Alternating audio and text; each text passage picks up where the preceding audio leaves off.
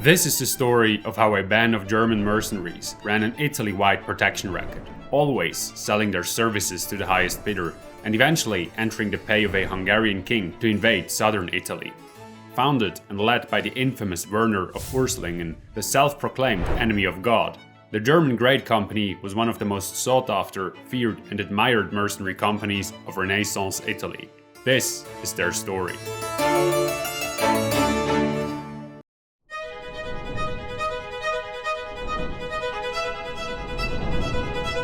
In 1327, Louis IV, the Emperor of the Holy Roman Empire, and known as Louis the Bavarian, marched to Milan, where he was crowned King of Italy. Louis had a deep interest in Italy because it was economically important. The rich merchants of Venice, Florence and Genoa maintained trade routes to the east and brought considerable wealth to proto-Renaissance Italy.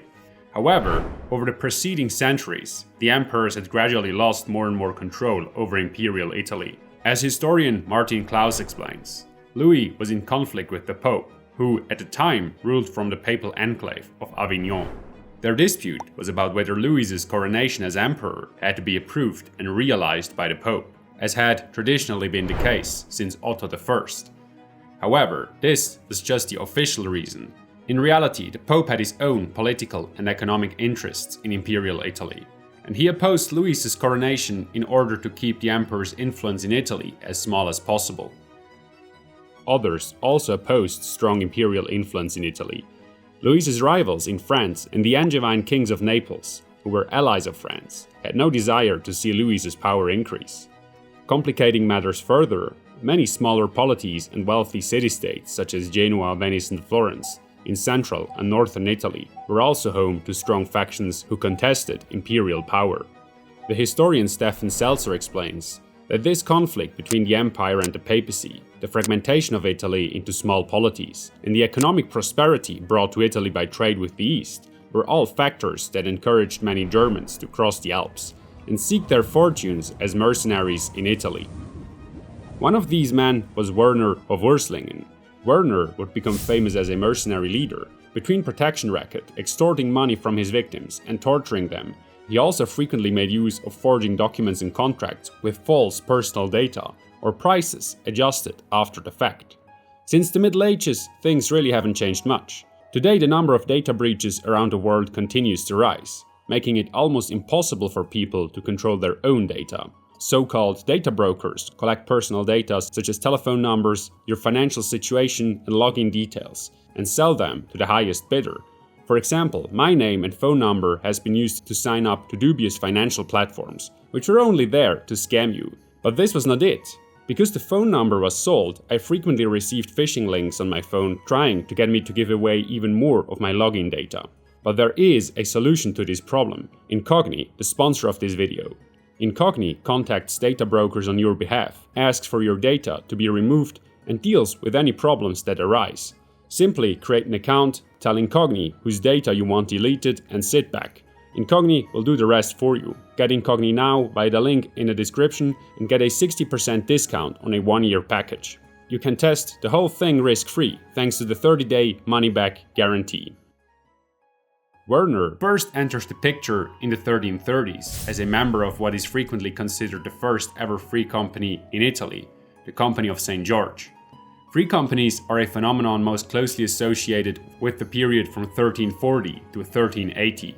The members of these companies saw themselves as free men, divorced from the strict hierarchies of medieval Europe. They were mercenaries who considered plunder, extortion, and protection rackets to be acceptable ways of earning a living. If you want to know more about these groups, we recommend watching our video The Age of Mercenary Companies to get a fuller picture.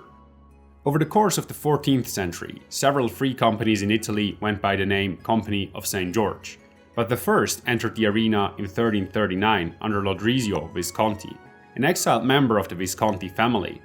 The Visconti ruled the city of Milan, and Lodrizio wanted to return to regain his power. For this, he hired Italian, German, and Swiss mercenaries. Werner of Urslingen was part of the German detachment, which consisted mostly of heavily armed knights on horseback, while the Swiss provided the infantry. On the 20th of February 1339, the entire Italian countryside was covered in snow and ice. Nonetheless, Lodrizio forced the Milanese troops to fight. He attacked the Milanese army near Parabaccio, as they had made camp near today's Canale Villoresi. Lodrizio's force formed up to charge, with the German knights leading from the front. Once they made contact with the Milanese forces, the engagement was quick and decisive. When the Milanese first line shattered on impact, the rest of the army gave in and retreated toward Milan. With Lodrizio's men in hot pursuit, the Milanese linked up with another detachment in front of the city. Again, Lodrizio's mercenaries charged them, and again the Milanese couldn't resist the impact of the heavy German knights.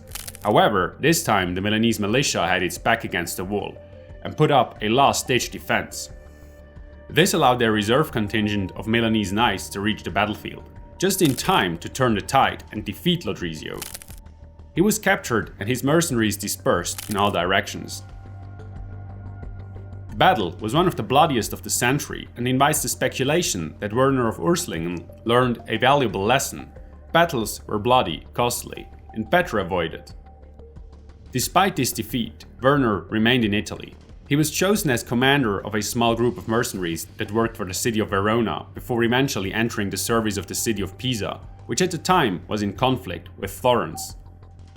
After years of war, the Pisans disbanded their mercenary forces in 1342.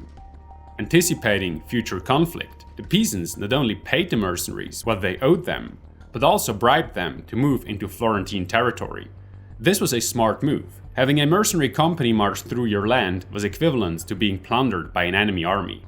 Werner now took matters into his own hands and formed a new company by combining the remaining mercenaries who had once been in Pisan pay. From now on, they refer to themselves as Great Company.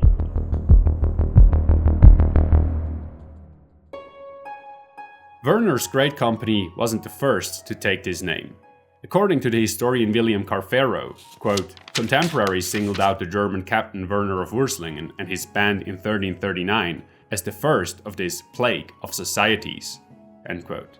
However, Werner named his company after another free company that at the time was incredibly notorious, the Great Catalan Company of Roger de Flor, who 40 years earlier had led his men from Italy to Byzantium, where he defeated many Turkish beyliks on behalf of the Byzantine Emperor. Then, in a spectacular turn of events, the Byzantine Emperor had Roger de Flor assassinated, and the company turned on the Emperor and defeated him in battle. After that, the Catalans moved to Greece and occupied the Duchy of Athens. When Werner founded his own great company, the Catalans were still the masters of Athens, and probably represented what Werner wanted to achieve. Over the next 40 years, the Great Company would exist in some form or another, and its different leaders usually saw themselves as some sort of spiritual successor to Roger de Flor and Werner of Urslingen. Werner's company consisted of about 2,000 Swiss and Italian mercenaries, serving as infantry, and about 1,500 barbuta. The barbuta was a popular type of helmet in the 14th century and was preferred by most German knights. In this context, however, the term refers to a small military unit that might have consisted of one or more soldiers. In fact, it's not clear what the term means. We know that the Germans were listed as barbuta because we still have many of the condotta, the contracts drawn up between the cities and the mercenaries. Renaissance Italy kept good records. The historian Stefan Seltzer points out that barbuta can refer both to knights with one warhorse or knights with a warhorse and a gelding. The latter received additional pay equivalent to that of an infantry soldier, on top of their knight's wages. Geldings are not suitable for charging with a lance, but could have served as means of transport or as light cavalry mounts in battle. The latter is likely because we find these horses used for this purpose in a 1363 painting in Siena, where they formed the second line of attack. In any case, the German mercenaries occupied the role of heavy cavalry. This meant they were relatively expensive, but judging from the numbers of battles they won, very efficient in the 1340s and 50s. Battles, however, were usually avoided. As the aforementioned Battle of Parabaccio illustrated, battles were a risky affair and could easily end in disaster. Because of this, the companies quickly learned to rely on fear as their primary weapon. Many cities were willing to pay large sums to have them leave their territory or to redirect them to enemy territories, just as the Pisans did. The companies understood this and made good use of it. This might also be the reason for Werner's slogan, enemy of pity, God, and charity, which primary sources tell us he had inscribed in his armor. In a very religious time, this was truly offensive, as well as demeaning towards the church and papacy. It thus certainly improved, or depending on the perspective, exacerbated the company's daunting reputation. In 1342, the company moved against Florence, just as the peasants had asked them to. There, Werner and his men were again paid off by the ruler of Florence, Walter VI of Brienne, and redirected towards Siena, which had to pay the mercenaries twice before they decided to move further south, toward Assisi. Although their new business model was clearly working, the company later entered service of the city of Cesena and its allies. They attacked Rimini, and while the city was besieged, pillaged the countryside. When Cesena didn't pay them in time, they moved toward that city and continued pillaging there. Italy's towns were not willing to continue making fools of themselves, however, and soon Werner's men found the way north blocked by a league of various cities, among them Bologna. But that was as far as the league's actions went. They didn't want to face Werner's veterans in battle. Instead, they paid them for 3 months and let them live near Modena in January and February of 1343. At first, they could provide enough food and wine to placate the mercenaries, but soon the drink dried up and pillaging began yet again. By the time Modena's resources were depleted, Werner found every route around him blocked. The bridges over the river Po were fortified and garrisoned, and the path over the mountains was guarded. The mercenaries' pockets were brimming with loot that they were unwilling to risk in battle, so they entered negotiations. Werner and his men were allowed to leave by providing the Italian cities with hostages to guarantee that they didn't plunder their way home. Not long after, they began their march across the Alps. Their trip to Italy had paid off. They had faced no substantial resistance, and to Werner it must have been clear that they would return once he had spent his hard-earned money.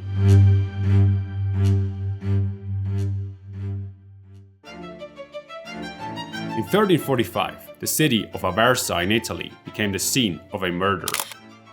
Young Andrew, Duke of Calabria, was thrown out of a window by a group of Neapolitan noblemen.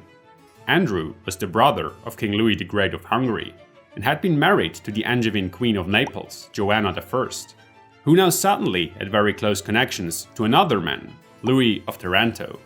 In 1347, just 2 years later, they married. In the same year, the Hungarian king, Louis the Great, convinced that this was no coincidence, led an army into Naples to avenge the death of his younger brother. Among the king's forces was Werner of Urslingen with 1,500 barbuta. The Hungarian force clashed with Louis of Taranto near Capua. The Hungarians won the battle quickly, and the Hungarian king pushed forward to the city of Aquila, which he conquered after a short siege. Then he turned his attention to the city of Naples. But long before he arrived, Joanna and Louis of Taranto fled to Provence. At this time, another unwelcome guest entered Italy: the Black Death. This prompted the King of Hungary to return home. His army remained in Italy under the command of 2 German mercenary captains, Conrad Wolfhard and his brother Ulrich. In January of 1348, Wolfhard, for reasons still unknown, accused Werner of Urslingen of conspiring with Joanna and Louis of Taranto. Allegedly, their dispute almost came to a duel, but Werner was imprisoned before the fight could happen. Soon after, he and his 1,500 barbuta were dismissed. He next appears in the records of the Count of Fondi, who had him ravage the territories of the countryside around Rome. Later in April, with the company apparently decimated by both war and the plague, they entered the service of the church. In August, Wolfhard's suspicion was proven correct. Werner was hired by Queen Joanna and her consort, Louis of Taranto. Werner escorted them to Naples and was allegedly even knighted by them. Later, Joanna sent him to attack the fortress of Lucera, where he met Conrad of Wolfhard, who defeated him in battle. On this occasion, Werner escaped. But when Wolfhard defeated him again near Corneto, he was taken prisoner. Yet this was not the end of Werner. He simply switched sides again and rejoined the Hungarian king's forces, now commanded by Wolfhard and Stephen Lackey, the voivode of Transylvania, who had been sent to reinforce the Hungarians in Italy. Over the years, the Black Death had been costly for everybody, but the overall situation was made much worse by German, Hungarian and Italian mercenary groups. They ravaged villages, extorted money from the population, and abducted local women throughout the Kingdom of Naples. By 1349, the Neapolitan barons had had enough.